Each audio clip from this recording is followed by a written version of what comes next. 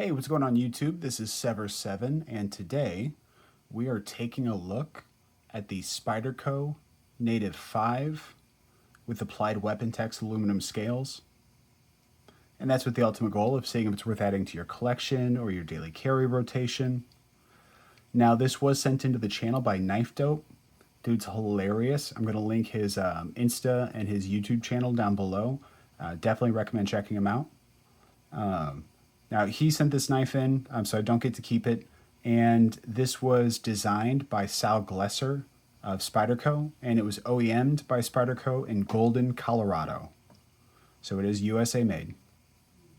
Now, jumping right into it, taking a look at the scales, we have this really nice milling on the aluminum. It's subtle, but still classy. The aluminum does offer you a good bit of grip, so it's gonna, be easier to hold on to whenever you're going through and slicing boxes and stuff like that. We have T8s for all the body screws, T6s for the pocket clip. I'll never understand the Spyderco pocket clip. I don't know why we have to have a hole. I don't know why we have to have 3 screws. I believe this is a stamped steel pocket clip. It's been easy in and out of the pocket. Retention on it's been great. Nothing too crazy going on here. A very utilitarian kind of industrial look to it. Now, moving on to the ergonomics. This thing has kind of blown me away with how comfortable it is, especially the choke up spot. You have functional jimping right here, so you can lock in. You even have functional jimping down here on the finger choil. So you really get locked in, and then middle finger, and then you're in there, right? I feel solid. I don't feel like, while I'm cutting, I don't feel like this is going to get stuck and slip out of my hand or anything like that. It's just super, super functional. Very comfortable. I don't feel the pocket clip. That's partially the way they have it made, where this comes in contact with your hand, this big flat surface, and you really don't even feel this little nub down here, this little ramp. You really don't feel it at all. So overall, very good ergonomics. As far as the blade goes, we are rocking Maximet, which is going to be really good for, edge retention. I know this comes in Magna Cut, and I think there's an S30V version of it. We have this really nice, very tall, not quite full, but very tall flat grind. And I noticed we have some milling up here on the blade. I don't know if you can see it. It's very slight, but there is some milling. Yeah, oh, wait. Yeah, I can't feel it. But I don't know. I don't think you guys can hear it. Hopefully you can see it, though. Very classy. So we have a milled swedge, no sharpening choil to speak of. So I'm not entirely sure. It's got good edge retention, so you won't have to sharpen it often, but whenever you do, I feel like you're pretty much going to dive right into a smile. But very utilitarian blade shape. If I had to cut boxes all day, this is definitely one with its comfortability and its sliceability. This is one that I'd feel really good about. It's essentially a drop point. I know some people call it like a leaf-shaped blade, but I think it's going to function like a drop point would. We get pretty dang thin out here towards the tip, so it's going to be great for poking, tearing open, cat litter, dog food, Pringles. Did I have to pick Pringles? The one item that if you stab into it to cut it open, you're just going to stab through your chips. Let's say a bag of chili cheese Fritos. You get right in there and open it up. Now, branding is a little excessive. We have Golden, Colorado, USA, Earth. We have what I assume is Sam Glesser's logo. And then over here, we've got the signature Spidey. And then we have Spyderco Maximet. So there's a tremendous amount of billboarding. I feel like we could probably do with just putting the spider for Spyderco, and then maybe hiding Maximet. I don't know, like down here in the corner. Maybe just put a USA flag on it. You know, little things like that might kind of tone down the billboarding a bit. Now, let's talk about the action. So this is a back lock, right? What that means is you pull the knife out, you're locked in, no wiggle, no shake, no anything like that. And then whenever you're done, you push this button, and then the knife comes down, and then you can close it. Now, I've been able to do it once or twice. I'm going to see if I can do it now. There it is. So it is possible to reverse flick it, and then you drop it, and then you close it. To reverse flick it, though, you really have to get your finger like as high into the hole as you can. That's what she said. And then you can flick it out. I don't know that it's meant to be flicked, though. I think it's more of a slow roll. What I will say, though, is like, just like slip joints have like walk and talk, they have their own form of action. You know, they're not fidgety because they're slip joints, but they do have their own tension and their own acoustics and things like that that people can still find very satisfying. I have found this knife to be quite satisfying with the slow roll. The acoustics are great. The acoustics on the way down are great. So for me, I would still consider this a fidget because I'm still getting the acoustics and I'm still getting that kind of tactile feel. And if you push the button in the right spot to get the most depth, this will fall down to your finger. And you have to be careful because if you let it fall that far, then the blade is going to pinch your finger.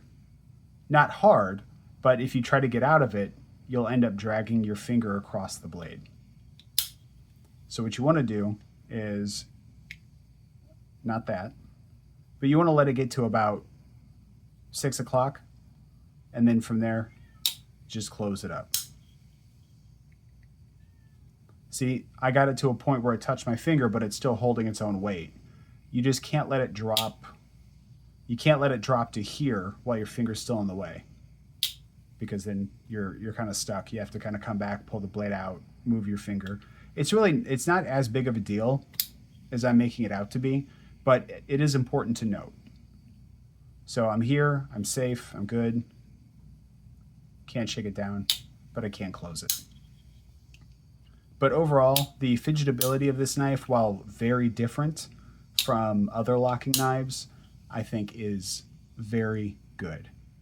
Now, getting some specs out of the way, we are looking at 6.95 inches overall. We have a blade length of 2.95 inches, and that gives us a blade to handle ratio of 0.74 or 74%, which is just fine.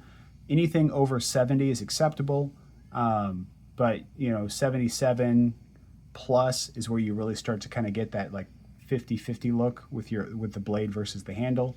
I'm always a big fan of good blade to handle ratio. And then as far as the weight, we're looking at, normally the knife without these scales would be 2.5 ounces. With these scales, they add about half an ounce. So the whole package right here is about 3 ounces. So overall, I'd say, still very lightweight, still very easy to use. I would gladly pay half an ounce to have these AWT scales on the knife. Let's do some size comparisons. Up against the milled aluminum Civivi Brazen, third best Civivi ever made next to the Visions. We're coming in about an inch shorter. Let's pull out the real steel Sylph.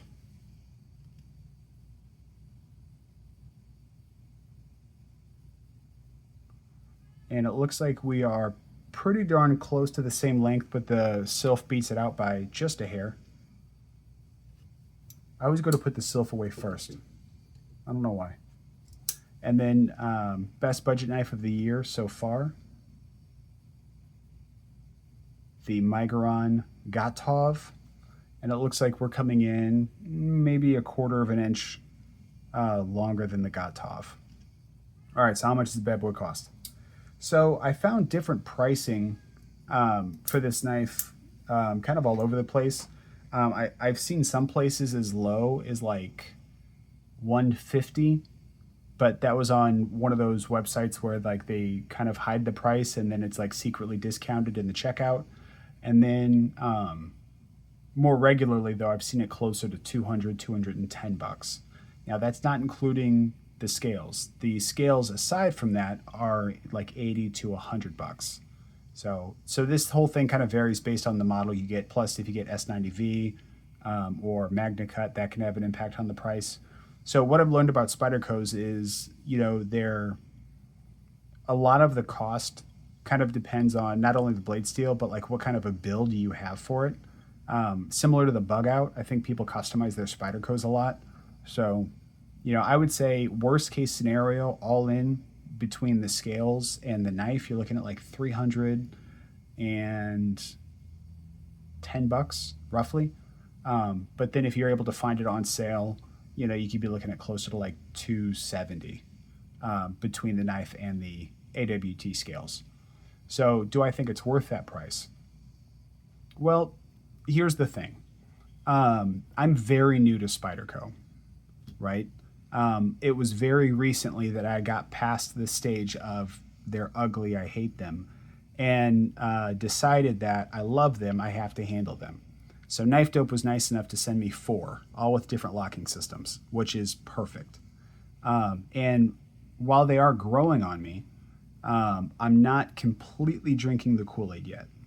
Now, with that being said, this was made in the USA, and these scales, as far as I know, are also made in the USA.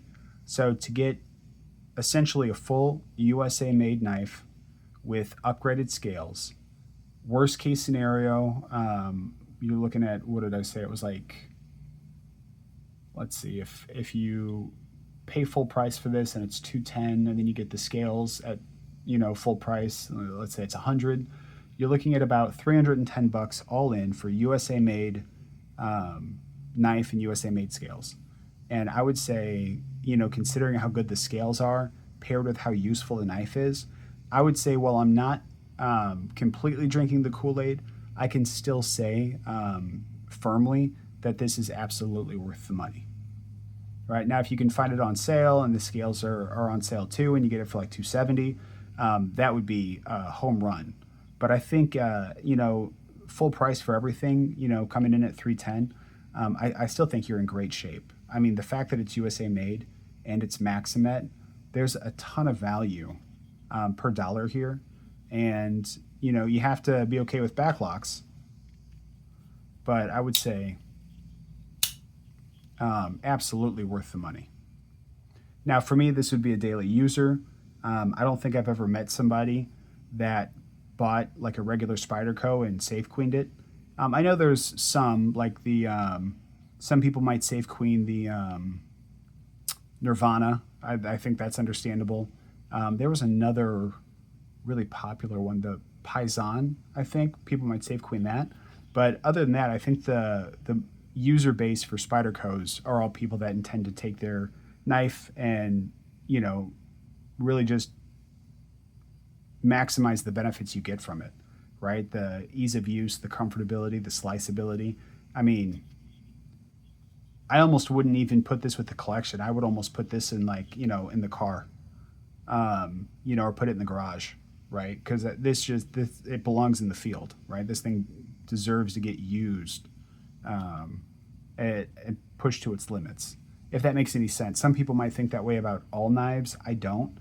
I have plenty of knives that are safe queens, but for me, a knife like this doesn't belong in a case. It doesn't belong like in a box or a pouch or anything like that. This is something that belongs in your pocket for everyday or even more demanding tasks. Don't pry with it. So yeah, I would say all day user, and I would say definitely worth the money. Let me know down in the comments. Is this something that you would add to your collection? Is it something that you would add to your daily carry rotation, or does this knife completely miss the mark for you? If so, let me know why. I'm really curious to hear your thoughts. Other than that, that's really all I have for you guys. So please, if you found this content entertaining or useful, hit the like button. Don't forget to subscribe, and until the next time, guys, Peace.